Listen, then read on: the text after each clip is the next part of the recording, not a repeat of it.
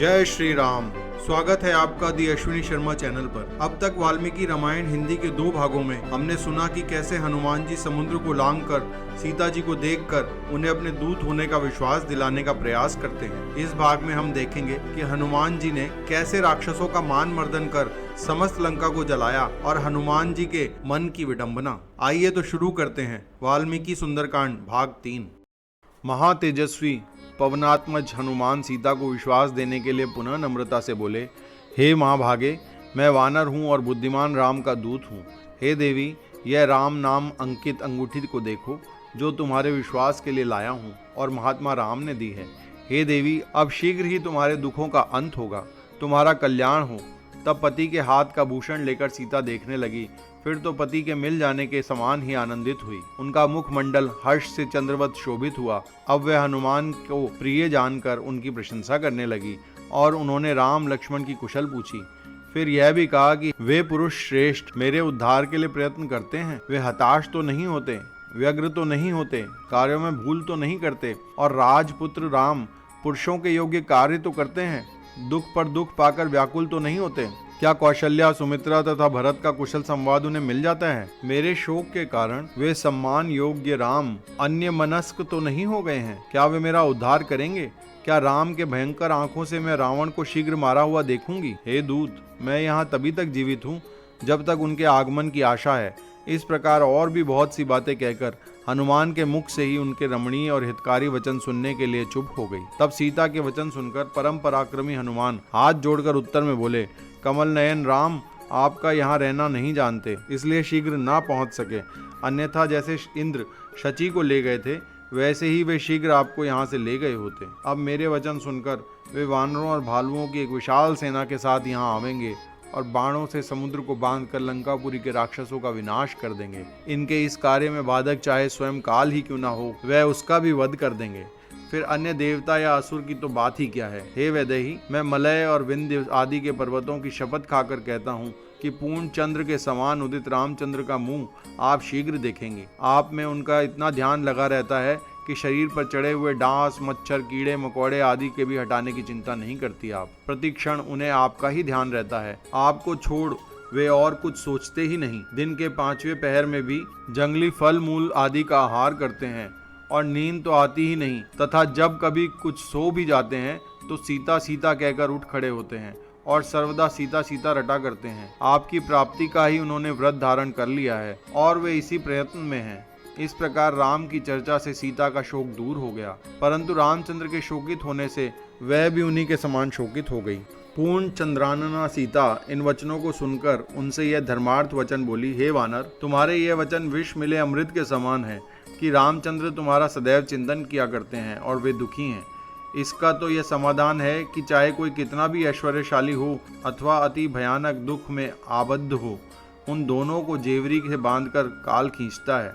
दुखी को सुखी और सुखी को दुखी वही बनाता है। भाग्य को उलट देना मनुष्य की शक्ति से बाहर है। हम सब कर्तव्य विमुख हो गए हैं। चिंता तो यह है कि श्री रामचंद्र इस शोक के पार कैसे होंगे। इसमें तो उन्हें बड़ी कठिनता उठानी पड़ेगी। राक्षसों को मारकर, रावण का नाश कर और लंका को उजाड़कर मेरे पति मुझे कब मिलेंगे? तुम राम से कहना कि शीघ्रता करें, यह वर्ष की अवधि बीतने न पावे, क्योंकि इतने ही दिनों का मेरा जीवन है। यह 10वां महीना बीत रहा है, 2 महीने और शेष हैं। क्रूर रावण ने यही अवधि दी है। इसके भाई विभीषण ने मुझे लौटा देने के लिए बहुत समझाया, परंतु यह उनकी बात नहीं मानता है, क्योंकि वह कालवश हो गया है। उसे युद्ध क्षेत्र में मृत्यु ढूंढ रही है। विभीषण की बड़ी पुत्री कला ने यह बात मुझसे कही है। उसकी माता ने उसे मेरे पास भेजा था। दुष्ट रावण अपने मित्र अविंध्य नामक राक्षस का भी कहना नहीं मानता। उसने उसे राक्षसों के नाश होने की बात कही है। रामचंद्र में तो सभी गुण विद्यमान है। मुझे आशा है कि वे मुझसे शीघ्र मिलेंगे। मैं उनके प्रभाव को जानती हूँ। इस प्रकार शोक पीड़ित सीता के कहने पर हनुमान उनसे बोले, मेरा वचन सुनते ही वानर भालुओं के साथ श्री रामचंद्र जी शीघ्र ही आपके पास आवेंगे। अथवा हे आनंदित है, आप मेरी पीठ पर चढ़ें, आज ही इस राक्षस से मैं आपका उद्धार कर दूं। आपको पीठ पर लेकर इस सागर को पार करने की मेरी शक्ति है। मैं चाहूं तो रावण सहित समस्त लंका को भी मैं उठा सकता हूं। प्रस्रवण पर्वत पर बैठे हुए राम के पास आज ही मैं आपको पहुंचा दूंगा। हे देवी, आप मेरी पीठ पर चढ़ें, मेरी प्रार्थना की उपेक्षा न करें। आपको जब मैं लेकर चलूंगा तब मेरा पीछा करने की शक्ति समस्त लंका निवासियों में नहीं है। कपिश्रेष्ठ की इन अद्भुत बातों को सुनकर हर्ष से सीता का सर्वांग पुलकित हो गया। उन्होंने कहा, हनुमान, तुम्हारा शरीर तो बहुत छोटा है, फिर इतनी दूर मुझे ले जाने की इच्छा तुम क्या करते हो? यह तो तुम्हारी वानरी चंचलता ही है। सीता के ऐसे वचन को सुनकर वायुपुत्र हनुमान विचार में पड़ गए। वे सोचने लगे, यह मेरे बल का प्रभाव नहीं जानती हैं, अतएव यह मेरा रूप देखें। ऐसा सोचकर शत्रुनाशा हनुमान ने सीता को अपना रूप दिखाया। वह उस वृक्ष के नीचे उतर मरु के समान विशाल, प्रदीप्त अग्नि के समान तेजस्वी होकर सीता के समक्ष खड़े हो गए। फिर बोले, देखिए, पर्वतों, वनों, अटारियों, तोरणों तथा रावण के साथ समस्त लंका को ले जाने की शक्ति मुझ में है। हे देवी, आप अपनी बुद्धि ठीक कर लक्ष्मण सहित राम का शोक दूर कीजिए। तब वायुनंदन हनुमान को पर्वत के समान देखकर कमलाक्षी सीता को उनके बल का विश्वास हो गया और उन्होंने कहा, हे कपिश्रेष्ठ, तुम मुझे अवश्य ले जा सकते हो, फिर भी तुम्हारे साथ जाना मेरा अनुचित होगा, क्योंकि वायु के समान तुम्हारे वेग से मैं मूर्छित हो जाऊंगी और तुम्हारी पीठ से गिर जाने का भय है। इसलिए शत्रु विनाशक, मैं तुम्हारे साथ नहीं जा सकती। मेरा हरण होते देख राक्षस तुम्हारा पीछा करेंगे और यदि तुम कहीं घिर गए तो और भी संकट में पड़ जाओगे। युद्ध में जय पराजय का कोई निश्चय नहीं रहता। मैं भी राक्षसों के तर्जन गर्जन से मर जाऊंगी और तब तुम्हारा सब प्रयत्न व्यर्थ हो जाएगा। यद्यपि तुम सब राक्षसों को मारने की शक्ति रखते हो, पर तुम्हारे द्वारा राक्षसों का वध होने में रामचंद्र का अयश ही होगा। उस समय मेरे लिए तुम्हारे उद्योग व्यर्थ हो जाएंगे। हाँ, तुम्हारे रामचंद्र के आने में अनेक गुण हैं। फिर मैं अपनी पति भक्ति के कारण राम के अतिरिक्त किसी अन्य का शरीर स्वेच्छा स्पर्श नहीं कर सकती। विवश और अरक्षित रहने की स्थिति कुछ और है। जब रामचंद्र मुझे यहाँ से ले जाएं तो यह उनके योग्य होगा। मैंने सुना है कि युद्ध में उनकी समता कोई नहीं कर सकता। हे कपिश्रेष्ठ, लक्ष्मण सहित मेरे प्रिय रामचंद्र को सेनापतियों सहित यहाँ शीघ्र ले आओ। मुझे दुख में पड़े अतिकाल हो गया है, मुझे शीघ्र प्रसन्न करो। सीता के इस वचन को सुनकर कपिश्रेष्ठ हनुमान बड़े प्रसन्न हुए। फिर वे बोले, हे देवी, आपका कथन सर्वथा ही सत्य है। यह बात स्त्री स्वभाव के, विनय के तथा प्रतिव्रता नारी के अनुरूप है। इसमें संदेह नहीं कि आप स्त्री होने के कारण मेरी पीठ पर बैठकर 100 योजन चौड़े समुद्र को पार नहीं जा सकती, तथा दूसरा कारण भी जो आपने कहा, पातिव्रत्य धर्म का पालन करने के कारण मैं स्वेच्छा किसी अन्य के शरीर को स्पर्श नहीं कर सकती, यह भी आपके योग्य है। आपको छोड़ भला ऐसा कौन कह सकता है? मैं तो आज ही आपको श्री रघुनाथ से मिला सकता था, परंतु यदि आप मेरे साथ नहीं चलना चाहती तो अपनी कोई पहचान ही मुझे दे दीजिए, जिससे श्री राम जी यह जान जाएं कि मैंने आपका दर्शन किया है। हनुमान के ऐसा कहने पर सीता अश्रु गदगद कंठ से भग्न स्वर में बोली, कपिश्रेष्ठ, मैं तुम्हें एक उत्तम पहचान बताती हूँ। मेरे प्रियतम से इस प्रकार कहना, नाथ, चित्रकूट के पर्वत के उत्तर पूर्व वाले भाग पर जब मंदाकिनी के तट पर, जहाँ फल, मूल और जल का आधिक्य है, वहाँ जब तपस्वियों के आश्रम में निवास करती थी, उन्हीं दिनों एक कौवे ने मुझे चोंच मार दी थी। उस समय मैं आपके पास आई और थककर आपकी गोदी में बैठी रही। मैं कौवे पर कुपित सी हो रही थी। आपने मुझे शांत किया और मैं देर तक आपकी गोदी में सोती रही। फिर जब उठी तब आप मेरी गोद में सो गए। इतने में वह कौवा फिर आया और मुझे सोकर उठी देख उसने सहसा झपटकर मेरे शरीर में चोंचे मार दी। कपिश्रेष्ठ, उस समय मेरे शरीर से रक्त की बूंदें निकल पड़ी। वह कौवा बार बार उड़ उड़कर मुझ पर प्रहार करने लगा, जिसे देखकर उन्हें बड़ा क्रोध आया। उन्होंने इंद्र के पुत्र जयंत को देख लिया, जो कौवे के रूप धारण करके आया था। उसकी गति वायु के समान तीव्र थी। बुद्धिमानों में श्रेष्ठ श्री राम ने उस कौवे को कठोर दंड देना चाहा और कुश की चटाई से एक कुश निकाल उसे ब्रह्मास्त्र से अभिमंत्रित कर कालाग्नि सब प्रज्वलित कर दिया और कौवे की ओर चलाया, और अंत में वह बाण उसका प्राण ही ले लेता। पर कौवे के अनुनय विनय के कारण उन्होंने उसकी दाहिनी आंख नष्ट कर कर छोड़ दी। वह वीरवर श्री राम को प्रणाम कर अपने वास स्थान को चला गया। है हनुमान, तुम मेरे स्वामी से कहकर कहना, प्राणनाथ, जब आपने मेरे लिए एक कौवे पर ब्रह्मास्त्र का प्रयोग कर दिया था, तब मुझे हरने वाले राक्षसों को कैसे क्षमा कर रहे हैं? अपने तीखे शायकों से इसके सहित सब राक्षसों का संहार क्यों नहीं कर डालते? अथवा बड़े भाई की आज्ञा लेकर वीरवर लक्ष्मण ही आकर क्यों नहीं मेरा उद्धार करते? विदेह कुमारी सीता के आंसू बहाते इन करुणापूर्ण वचनों को सुनकर महातेजस्वी हनुमान ने कहा, देवी आप कदापि चिंता न करें। आपके लिए राम लक्ष्मण दोनों भाई बड़े ही दुखी हैं और आपको देखने के बड़े उत्सुक हैं। वे शीघ्र ही आकर समस्त राक्षसों को भस्म कर डालेंगे। अब आप वहां के लिए और कोई संदेश देना चाहें तो दें। तब सीता ने कहा, श्री रामचंद्र को मेरा मस्तक झुकाकर प्रणाम कहना और मेरी ओर से उनका कुशल समाचार पूछना।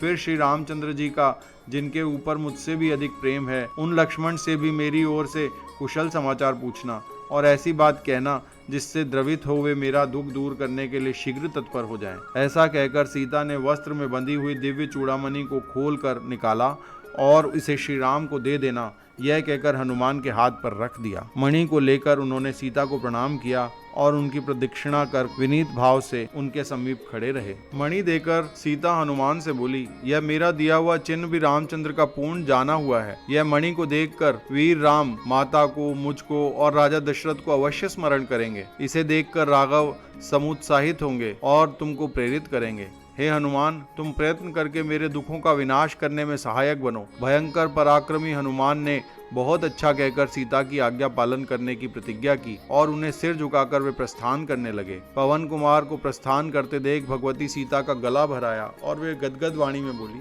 हनुमान, महाभाऊ राम इस दुख सागर से मेरा जिस प्रकार उद्धार करें वैसा ही उपाय करना। अपनी वाणी के द्वारा तुम यह धर्म उपार्जन करो। किंतु मेरे मन में यह बड़ी शंका है, वानर बालुओं की सेना तथा वे दोनों राजकुमार अपार सागर को कैसे पार करेंगे? तुम गरुड़ और वायु ये ही 3 समुद्र लांघ सकते हैं, फिर कार्य कैसे सिद्ध होगा? इस पर हनुमान ने कहा, देवी वानर और भालुओं की सेना के सेनापति सुग्रीव सत्यवादी हैं। वे आपके उद्धार के लिए दृढ़ निश्चय कर चुके हैं। वे राक्षसों के संहार में समर्थ हैं। वे अरबों वानरों की सेना ले लंका पर आक्रमण करेंगे। उनके पास ऐसे ऐसे वानर युद्धपति हैं जो एक ही छलांग में लंका पहुंच जाएंगे। आपके मन में किसी प्रकार का भय नहीं होना चाहिए। राक्षसों के इस भयंकर देश में आपको अधिक दिनों तक नहीं रहना पड़ेगा। आपके प्रियतम के आने में बहुत विलंब नहीं है। जब तक मेरी भेंट उनसे हो, इतने समय के लिए आप अपने प्राणों की रक्षा करें। महात्मा वायुपुत्र के वचन सुनकर देवकन्या के समान सीता अपने उद्धार के संबंध में बोली, हे वानर, तुम्हारे जैसे प्रियभाषी को देखकर हर्ष से मैं रोमांचित हो गई हूँ। अब तुम मुझ पर वही करना जिससे मैं श्री राम का दर्शन कर सकूं। उन्हें उस कौवे का स्मरण अवश्य दिलाना जिसका उन्होंने कुश के बाण से उसका एक नेत्र भंग कर दिया था। उनसे यह भी स्मरण दिलाना कि हे प्राणनाथ, पहले की उस बात को भी स्मरण कीजिए जब मेरे कपोल में लगे हुए तिलक के मिट जाने पर आपने अपने हाथ से मेनसिल का तिलक लगाया था। यह दुसह दुख और राक्षसों के साथ निवास, मैं यह सब आपके लिए ही सहती हूँ। अब कपिश्रेष्ठ हनुमान उस चूड़ामणि को लेकर भगवती सीता को मस्तक झुकाकर प्रस्थान करने लगे। उन्हें जाने के लिए उत्साहित देख जानकी के नेत्र अश्रुपूर्ण हो गए। फिर वे गदगद कंठ में बोली, वानर वीर, तुम ऐसी युक्ति करना जिससे महाबाहु रघुनाथ इस दुख सागर से मेरा उद्धार करें। मेरा दारुण दुख और इन राक्षसों की डांट डपट का समाचार भी तुम श्री राम के समीप जाकर कहना। जाओ, तुम्हारा मार्ग मंगलमय हो। यह सुनकर हनुमान कृतार्थ हो गए और प्रसन्न हो वहां से उत्तर की ओर चले। जानकी के सुंदर वचनों द्वारा आदर पाकर हनुमान जब प्रस्थित हुए, तब उस स्थान से अन्य स्थान जाकर उन्होंने विचार किया, मैंने सीता का दर्शन तो कर लिया, अब थोड़ा सा कार्य शत्रु के बल को ज्ञात करना शेष रह गया है। इसके लिए साम दाम भेद इन 3 प्रयोगों को छोड़कर केवल दंड रूप चौथा ही प्रयोग करना उत्तम होगा, क्योंकि राक्षसों के प्रति साम आदि नीति का प्रयोग करने से कोई लाभ नहीं होता। ऐसी दशा में इस कार्य की सिद्धि के लिए पराक्रम ही उपयोगी है। यदि इन राक्षसों के मुख्य वीर योद्धा युद्ध में मारे जाएं, तो ये लोग कुछ नम्र हो सकते हैं। मुझे इसी यात्रा में शत्रु की प्रबलता कहाँ तक है, इसका निश्चय कर लेना चाहिए। यह करने पर ही स्वामी की आज्ञा का पूर्णतः पालन होगा। अतः कोई कारण निकालकर युद्ध में मंत्री, सेना, सहायकों सहित रावण का सामना करके मैं उसके हार्दिक अभिप्राय तथा सैनिक शक्ति का अनायास ही ज्ञान करूंगा। तत्पश्चात यहाँ से प्रस्थान करूंगा। इसके लिए इस निर्दयी राक्षस के इस सुंदर उपवन को ही मैं विध्वंस करूं। तब इसके नष्ट होने पर राक्षसराज रावण मेरे ऊपर क्रोध करके अस्त्र शस्त्रों से सुसज्जित बहुत बड़ी सेना लेकर आएगा। उस युद्ध में मेरी गति रुक नहीं सकती। मैं अपने प्रबल पराक्रम से रावण की भेजी हुई समस्त सेना का विनाश करके ही सुखपूर्वक किष्किंधा जाऊंगा। ऐसा विचार कर भयानक पुरुषार्थी हनुमान क्रोध से पूर्ण हो गए और वायु के समान बड़े वेग से रावण की वाटिका के वृक्षों को उखाड़ उखाड़ कर फेंकने लगे। उन्होंने वृक्षों को खंड खंड कर दिया, जलाशयों को मथ डाला, लता मंडप और चित्र भवन उजाड़ डाले उन्होंने रावण के मन को विशेष कष्ट पहुंचाने वाले सब कार्य किए। फिर अनेकों महाबलियों से युद्ध करने की इच्छा से कपिश्रेष्ठ हनुमान उस प्रमदा वन के मुख्य द्वार पर आए। उस समय वे अपने अद्भुत तेज से प्रज्वलित हो रहे थे। उधर पक्षियों के कोलाहल और वृक्षों के टूटने के शब्द से लंका निवासी भय से उद्विग्न हो गए। प्रमदा वन में सोई हुई भयानक राक्षसियों की नींद टूट गई। हनुमान ने और भी भयानक रूप धारण कर उन्हें भयभीत कर दिया।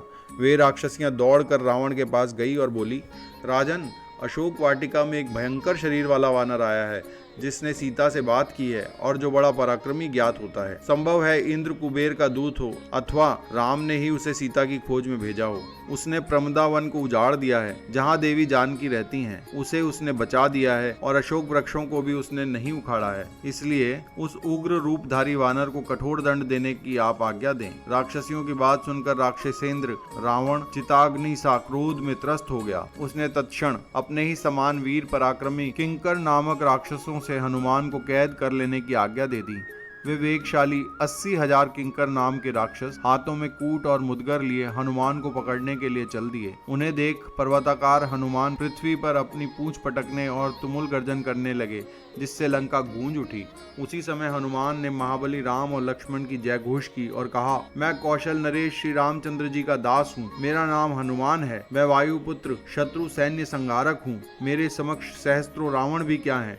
मैं लंकापुरी को नष्ट भ्रष्ट कर डालूंगा। हनुमान की घोर गर्जन से समस्त राक्षसों में आतंक छा गया। हनुमान ने अपने स्वामी का नाम लेकर स्वयं ही अपना परिचय दे दिया, जिससे राक्षसों को उन्हें पहचानने में कोई संदेह नहीं रहा। वे नाना प्रकार के अस्त्र शस्त्र से प्रहार करते हुए हनुमान पर टूट पड़े। महाबली हनुमान ने फाटक पर रखे हुए भयंकर लोह परिघ को उठाकर उसी से राक्षसों का संहार करना आरंभ कर दिया। क्षण मात्र में ही उन्होंने सब राक्षसों का संहार कर डाला।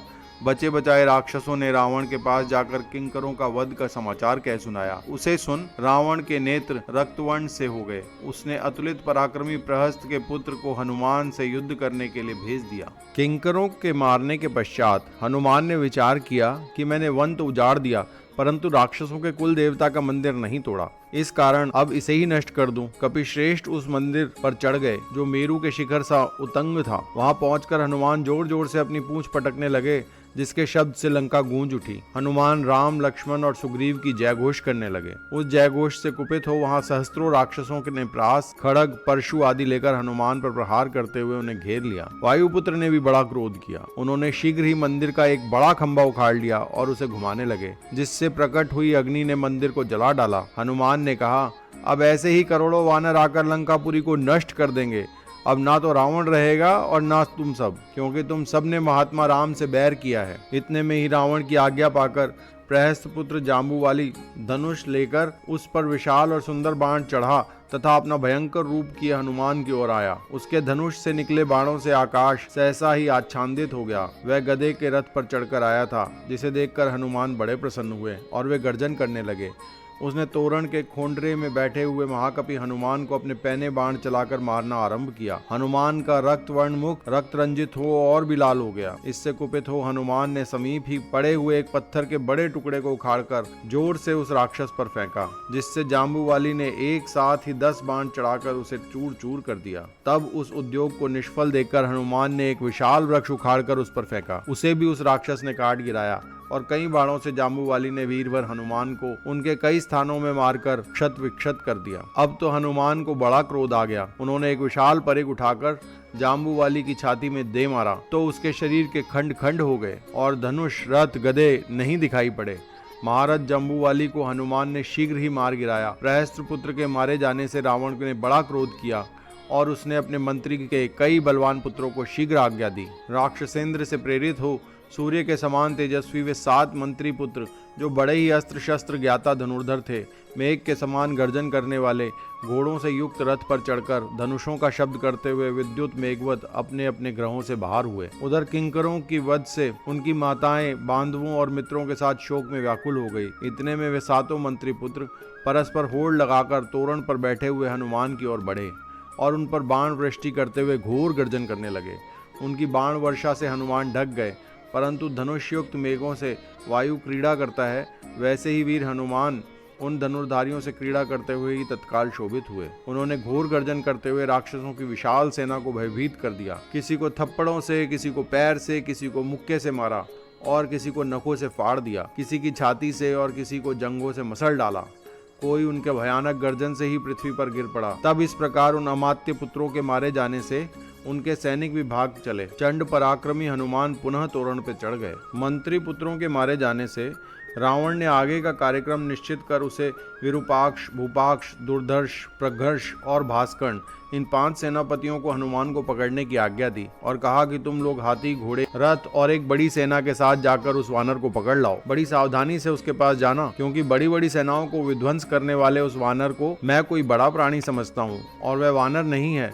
संभव है कि उसे इंद्र ने भेजा हो, क्योंकि उससे हमारी बुराई है। वानर समझकर उसकी उपेक्षा न करना, वह बड़ा पराक्रमी है। मैंने विपुल पराक्रमी बाली, सुग्रीव, महाबली, जामवान, सेनापति नील और द्विविध आदि वानरों को देखा है, परंतु उनके कार्य तथा उनके रूप बदलने की ऐसी शक्ति नहीं है। वानर के रूप में यह कोई बड़ा प्राणी है। बड़े उद्योग द्वारा तुम लोग इसे दंडित करो, क्योंकि युद्ध में सफलता अनिश्चित होती है। फिर तो वीर रावण के वचन मानकर वह उन वीरों की सेना के साथ जाकर उस महाकपि को देखा जो तोरण पर बैठा था। उसे देखकर सब राक्षस अपने भयानक अस्त्र शस्त्र लेकर उसकी ओर दौड़े। उसी समय दुर्धर ने 5 बाण हनुमान के सिर पर मारा, जिसके लगने से गुंजायमान शब्द करते हुए हनुमान सहसा रथ पर कूद पड़े और उसके रथ के 8 घोड़ों को मारकर युग तथा धुरे को तोड़ डाला और दुर्धर को भूमि पर गिरा दिया। उसे गिरते देख विरूपाक्ष और धूम्राक्ष ने बड़ा क्रोध किया, हनुमान को मुष्टिकों से मारा।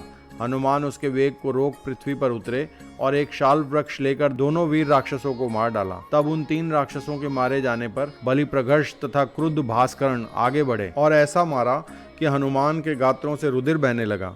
उनके शरीर लोहू से लाल हो गए।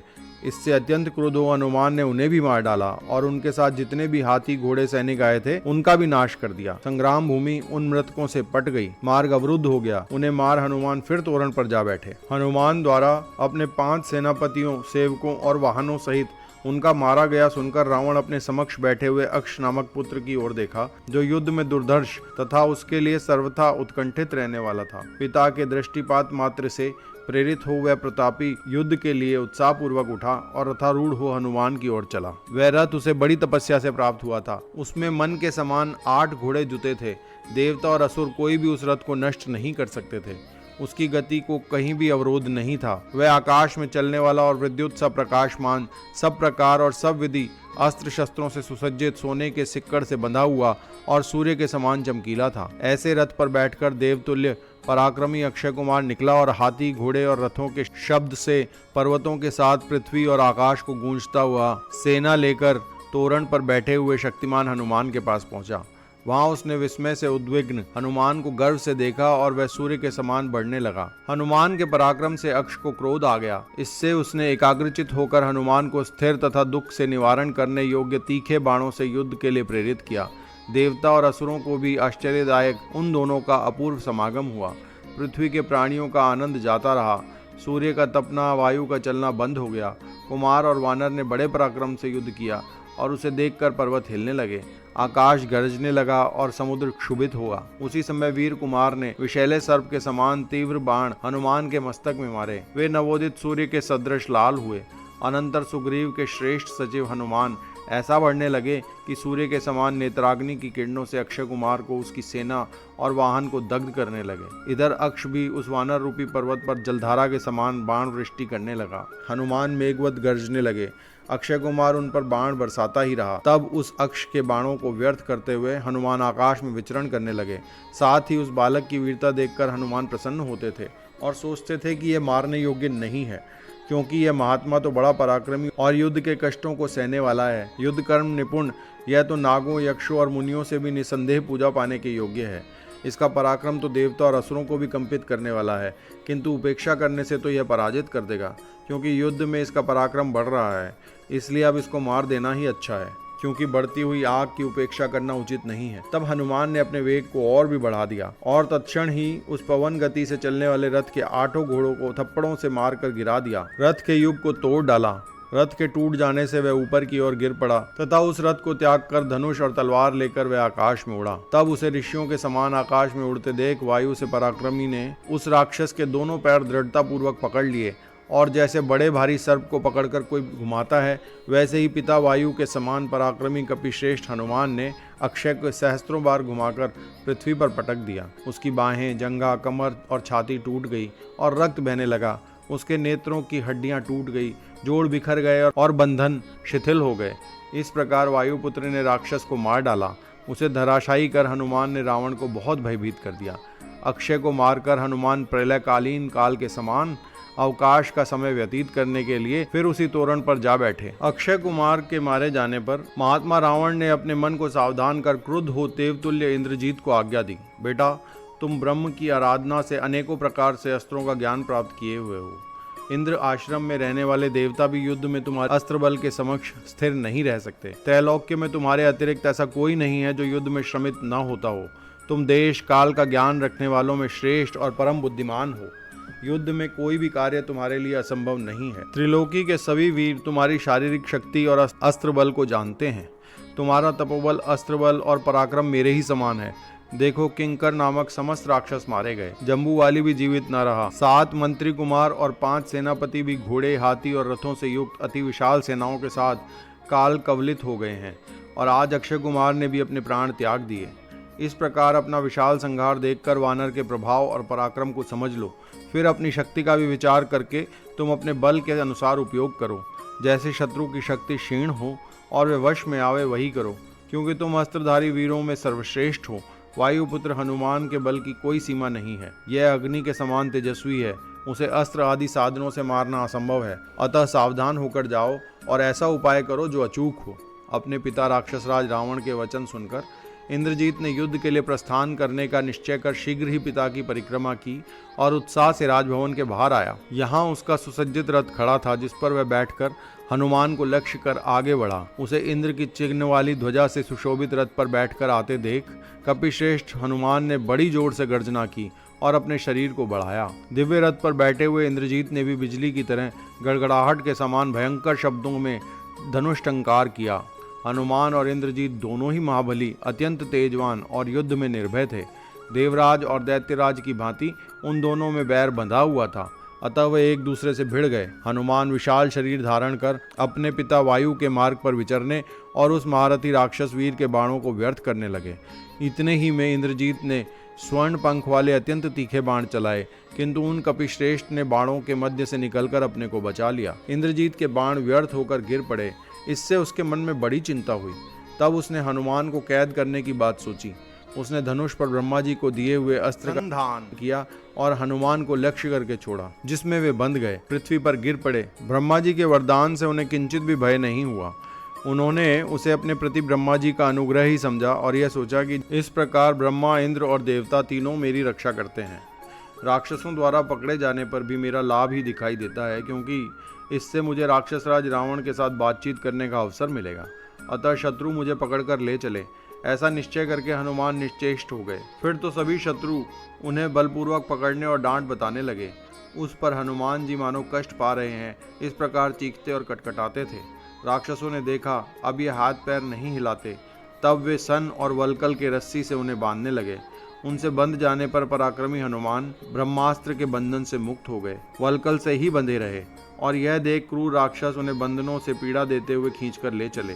उनके मुष्टिकों की मार सहते हुए कपिश्रेष्ठ रावण के पास पहुंचे। वहां हनुमान को देख राक्षस कटु वाक्य कहने लगे। कोई कहते इसे मार डालो, जला डालो तथा खा डालो। महात्मा हनुमान रावण का रत्न भूषित ग्रह देखते थे। रावण ने देखा कि विकृताकार राक्षस वानर को घसीटे आ रहे हैं। कपिश्रेष्ठ हनुमान ने भी तेज बलयुक्त रावण को तप्त सूर्य के समान देखा। वानर को देख रावण के नेत्र लाल हो गए। उसने मंत्रियों द्वारा जो उसका परिचय पूछवाया तो हनुमान ने कहा कि मैं वानर राज सुग्रीव के यहाँ से आया हूँ। मेघनाद के इस कार्य से पराक्रमी हनुमान को बड़ा आश्चर्य हुआ और वे क्रोधायुक्त रावण को देखने लगे। रावण सोने का मुकुट जिस पर मोतियां रखी थी पहने था और अनेक आभूषणों से सुशोभित हो रहा था। वह दामी रेशमी वस्त्र पहने था, रक्त चंदन धारण किए तथा उसके शरीर के अंगों में विभिन्न रचनाएं थीं। उसकी लाल आंखें देखने में भयानक और सुंदर थी तथा उसके दांत चमकीले और तीखे तथा होठ लंबे थे। मंदराचल के शिखर के समान उसके 10 सिर थे जिनसे वह शोभित हो रहा था। वह मंत्र तत्ववेत्ता मंत्रियों के बीच में बैठा था, जिनसे वह ऐसा ही आश्वासित किया जा रहा था जिस प्रकार देवताओं द्वारा इंद्र। ऐसे रावण को हनुमान ने देखा।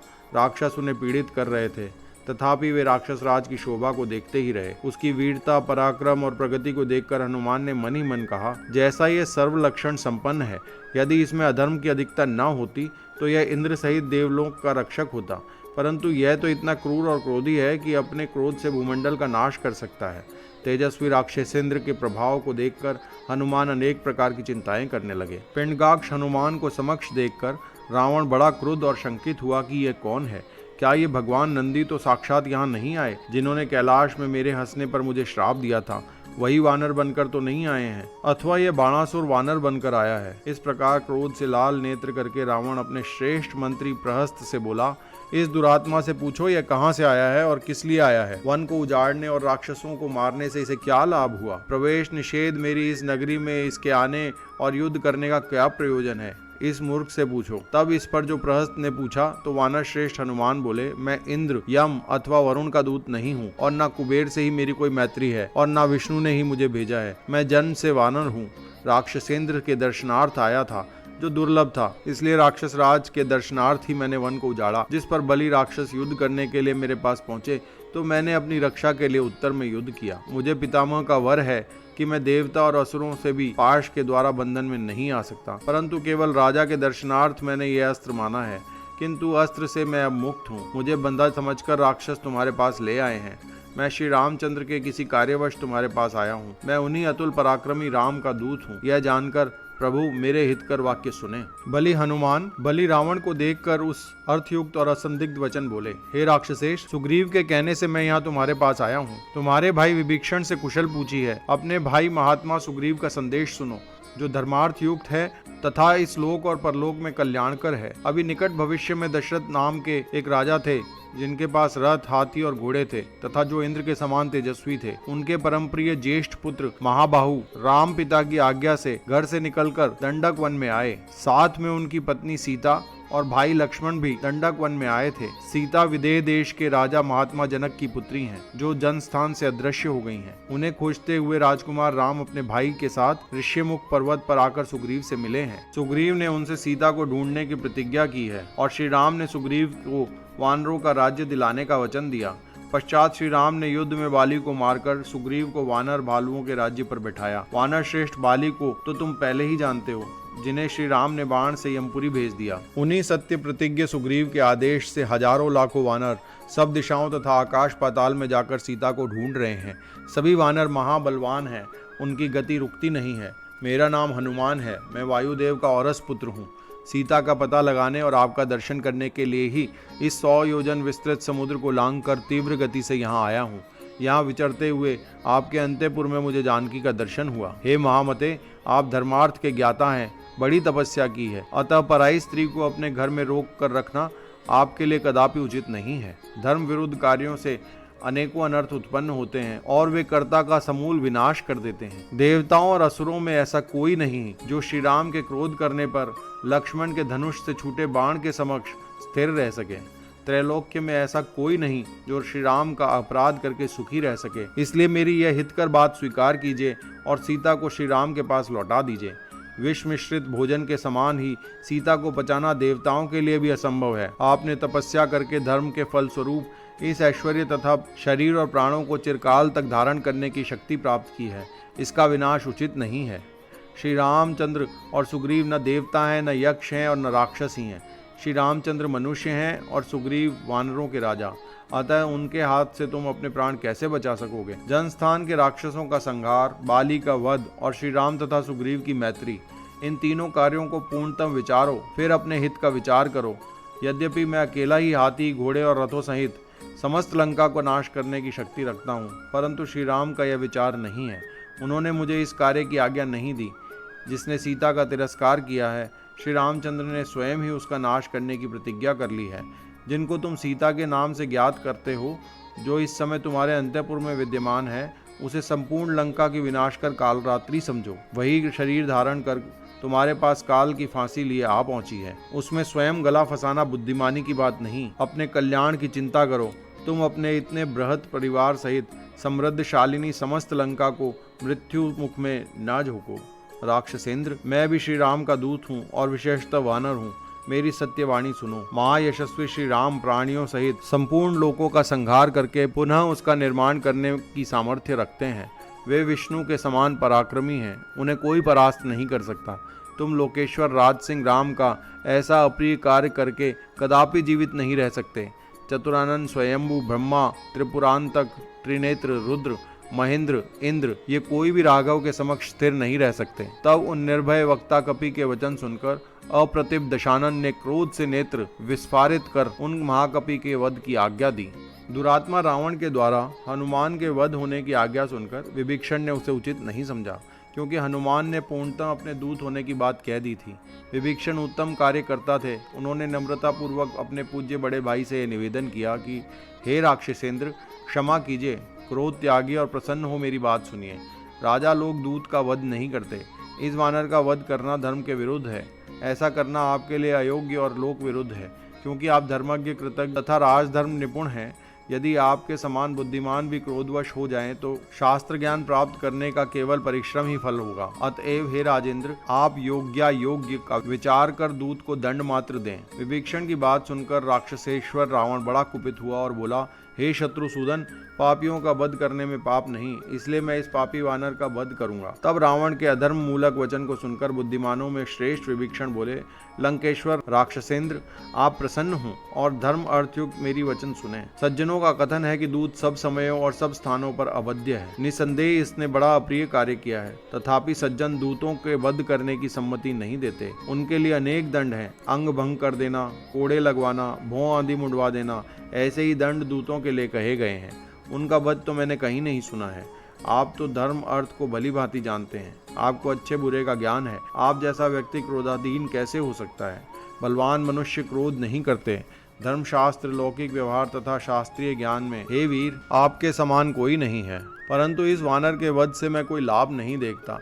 इस वध का दंड आप उनको दें जिन्होंने इसे भेजा है। इसके वध करने से आपकी शत्रु के युद्ध करने की प्रवृत्ति का नाश नहीं हो सकता। इससे श्रेष्ठ तो यह होगा कि आप बलवान सेनापति के साथ अपनी थोड़ी सी सेना लेकर यहाँ से जाएं और शत्रुओं पर प्रभाव डालने के लिए उस मूर्ख राजपुत्रों को पकड़ लावें। लघु भ्राता विभीषण की इन उत्तम बातों को राक्षस राज ने मन ही मन स्वीकार किया। महात्मा विभीषण की यह बात देश और काल के उपयुक्त थी। उसको सुनकर दशानन ने उत्तर दिया, तुम्हारा कथन सत्य है। वास्तव में दूत के वध को बड़ी निंदा की गई है, परंतु वध के अतिरिक्त दूसरा दंड इसे अवश्य देना चाहिए। वानरों को अपनी पूंछ बड़ी प्रिय होती है, अतः शीघ्र ही इसकी पूंछ जला दो। जली पूंछ लेकर ही यह अपने स्वामी के पास जाए, जहाँ इसके मित्र, कुटुंब, भाई, बंधु तथा हितैषी इसे अंग भंग के कारण पीड़ित एवं दीन दशा में देखें। राक्षस इसकी पूंछ में आग लगाकर उसको इस विशाल नगरी के समस्त मार्गों पर घुमाए। स्वामी की यह आज्ञा सुनकर क्रूर कर्मा राक्षस हनुमान की पूंछ में पुराने कपड़े लपेटने लगे। उस समय हनुमान ने अपना शरीर बहुत बढ़ा लिया और राक्षसों ने वस्त्र लपेटकर उसकी पूंछ पर तेल डाल दिया और आग लगा दी। इससे हनुमान और भी क्रुद्ध हो गए। वे अपनी जलती हुई पूंछ को लेकर राक्षसों को पीटने लगे। तब क्रूर राक्षसों ने मिलकर उन्हें पुनः बांध लिया। हनुमान ने सोचा, चलो अब मैं फिर से लंका का निरीक्षण करूंगा। तदंतर क्रूर कर्मा राक्षस बड़ी प्रसन्नता से हनुमान को पकड़कर ले चले और शंख तथा भेरी बजाकर उनके अपराधों की घोषणा करते हुए उन्हें लंकापुरी में घुमाने लगे। जब इसका समाचार भगवती सीता को मिला कि बंदर की पूंछ में आग लगाकर समस्त नगर में घुमाया जा रहा है, तो इससे विदेह नंदिनी को बड़ा कष्ट हुआ। वह अग्निदेव से प्रार्थना करने लगी कि हनुमान के प्रति वे शीतल हो जावें। अब हनुमान अपनी पूंछ में उठती हुई उसी ज्वाला से लंका को जलाने लगे। फिर एक क्षण में पर्वताकार हनुमान बहुत छोटे हो गए और उनके बंधनों को छोड़ डाला। फिर वे बड़े वेग से उछलकर वे शैल शिखर के समान नगर के ऊंचे द्वार पर जा पहुंचे और तुमुल गर्जन करने लगे। उन्होंने पूर्व का सा पर्वताकार रूप धारण कर लिया। फिर इधर उधर देखकर लोहे का एक परिघ उठाकर समस्त द्वार रक्षकों को यमलोक पहुंचा दिया। फिर लंकापुरी का निरीक्षण करने लगे। उस समय जलती हुई पूंछ की ज्वालाओं से अलंकृत हनुमान अंशुमाली सूर्य से शोभित हुए। सफल मनोरथ तथा प्रवृद्ध उत्साह कपि लंका को देखते हुए शेष कार्यों के संबंध में विचार करने लगे। उन्होंने सोचा कि सब तो मैं कर चुका, अब किले का नाश करना ही शेष है। किले का नाश करने पर मेरा परिश्रम सफल हो जाएगा। इस कार्य में अब अल्प परिश्रम से ही मुझे सफलता प्राप्त हो जाएगी। यह जो मेरी पूंछ में आग धधक रही है, उसको इन ग्रहों के द्वारा संतुष्ट करना चाहिए। यह सोचकर अपना उस विद्युत युक्त दीप्त पुच्छ सहित हनुमान लंका के अटारियों पर घूमने लगे। राक्षसों के इस घर से उस घर पर और घर के बागों पर दृष्टि डालते हुए लंका की अटारियों पर विचरने लगे। फिर वे प्रहस्त के भवन पर जा उतरे और उसमें आग लगा दिया। फिर महापार्श्व के ग्रह पर चले गए, उसमें प्रलंकर अग्नि लगा दी। फिर वज्रदृष्ट, शोक और सारण के ग्रहों पर हनुमान ने आग लगाई। फिर कपिपति ने इंद्रजीत के घर को जला दिया। इस प्रकार सब राक्षसों का ग्रह भस्माभूत कर हनुमान राक्षसेंद्र रावण के घर पर आए और गर्जन करने लगे। उसमें भी उन्होंने अपनी जलती पूंछ से उनमें आग लगा दी। उस अग्नि को पवन ने बल दिया, जिससे वह हुताशन कालाग्नि के समान जलने लगा। फिर तो स्वर्ण मंडित मुड़ी मुक्तामय रत्नों से विभूषित रावण का महल टूटने लगा। उसकी छतें टूटकर गिरने लगीं। इधर उधर से राक्षसों के दौड़ने का भयानक शब्द होने लगा। उनके उत्साह नष्ट हो गए, शोभा चली गई। वे अपने घरों की रक्षा के लिए व्याकुल थे।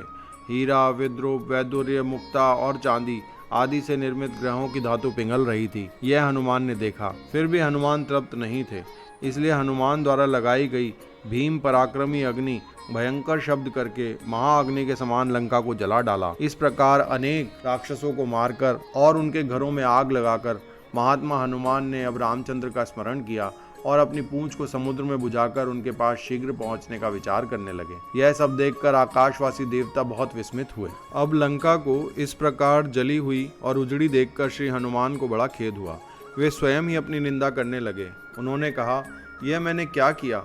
यह तो बड़ा अनर्थ किया। वे ही धन्य और महात्मा हैं जो अपने कोप को शांत कर लेते हैं। क्रोधी मनुष्य कौन सा पाप नहीं कर सकेगा? क्रोधी मनुष्य गुरु तक का वध कर सकते हैं। यह कठोर वचनों से सज्जनों का भी तिरस्कार कर सकता है। उसे अनुचित उचित कहने में विचार नहीं रहता। उसे कर्तव्य का ज्ञान नहीं रहता। परंतु जैसे सर्प अपनी पुरानी केचुली त्याग देता है, वैसे ही श्रेष्ठ जंतु अपने उत्पन्न क्रोध को क्षमा के द्वारा हटा लेते हैं। मैं बड़ा ही मूर्ख, निर्लज और पापी हूँ। मुझे धिक्कार है। यदि संपूर्ण लंका जल गई है तो आर्या सीता भी अवश्य जल गई होंगी। तब तो मैंने स्वामी के कार्य का नाश कर दिया। हाँ, मैंने लंका जलाते समय सीता की रक्षा न की। क्रोध से वशीभूत हो मैंने तो मूल का ही क्षय कर दिया। जानकी विनाश हो गई, क्योंकि लंका का कोई ऐसा भाग नहीं दिखता जो जला ना हो। मैंने समस्त लंका जला दी है। जानकी विनाश हो गई, क्योंकि लंका का कोई ऐसा भाग नहीं दिखता जो जला ना हो। मैंने समस्त लंका जला दी। यदि मेरी बुद्धि ऐसी नष्ट हो गई तो मुझे आज यहीं अपने प्राण त्याग देना ही योग्य है। तब सुग्रीव के समक्ष जीवित कैसे जाऊं? राम लक्ष्मण के समक्ष भी कैसे जा सकता हूँ? मुझ समर्थ वानर ने यह लोक प्रसिद्ध कर दिया है कि हमारी चंचलता स्वाभाविक है। सीता के नष्ट होने पर राम लक्ष्मण भी नष्ट हो जाएंगे और तब सुग्रीव भी कैसे जी सकते हैं? उनके साथ ही सब वानर भी नष्ट हो जाएंगे। फिर इसे सुनकर भ्रातृ प्रेमी धर्मात्मा भरत भी शत्रुघ्न सहित न जी सकेंगे। इस प्रकार इक्ष्वाकु वंश के नष्ट होने पर प्रजा भी कैसे प्राण धारण कर सकेंगे? मैं अभागा संसार का विनाशक समझा जाऊंगा। हनुमान ऐसा सोच ही रहे थे कि उन्हें कुछ निमित्त चिन्ह दिखलाई पड़े। ऐसा उन्हें पहले भी दृश्य दिखाई पड़े थे। फिर सोचने लगे, कल्याणी सीता का नाश नहीं हो सकता। आग आग को नहीं जलाती। धर्मात्मा राम के चरित्र से रक्षित पत्नी को अग्नि नहीं स्पर्श कर सकती। अवश्य ही राम सीता का चरित्र बल ही था जो अग्नि मुझे शीतल प्रतीत हुई और मेरी पूंछ नहीं जली। फिर वह आर्या सीता को कैसे जलाएगी? तब सत्य और भर्ता में अनन्यत्व सीता ही अग्नि को जला सकती हैं। अग्नि उन्हें नहीं जला सकती। इसी समय हनुमान ने वहां चारणों के वचन सुने। उस आकाशवाणी ने कहा, सीता नहीं जली हैं। फिर तो हनुमान के मन में तत्क्षण हर्ष उत्पन्न हो गया। अब उन्हें विश्वास हो गया कि राजपुत्री सीता को अक्षत प्रत्यक्ष देखकर सफल मनोरथ ही लौट जाऊंगा। अगले भाग में हम देखेंगे हनुमान जी का लंका से वापस जाकर श्री राम जी को सीता जी के सकुशल होने की खबर देना। अगर आपको वाल्मीकि सुंदरकांड में रस आ रहा है तो कृपया दी अश्विनी शर्मा चैनल को लाइक, शेयर और सब्सक्राइब कीजिए। जय श्री राम।